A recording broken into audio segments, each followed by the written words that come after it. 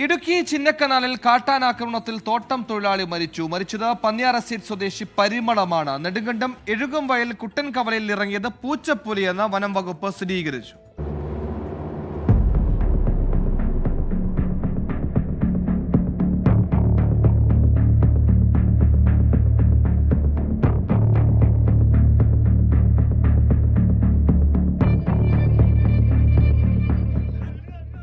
ആറു കാട്ടാനങ്ങളടങ്ങുന്ന കൂട്ടമാണ് ജനവാസ മേഖലയിൽ ഇറങ്ങിയത്.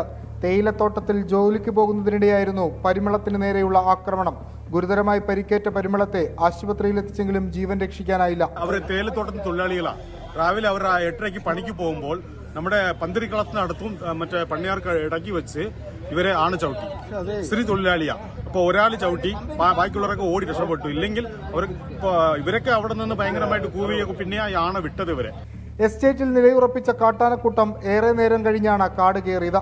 പോസ്റ്റ്മോർട്ടത്തിന് ശേഷം പരിമളത്തിന്റെ മൃതദേഹം ബന്ധുക്കൾക്ക് വിട്ടു നൽകും.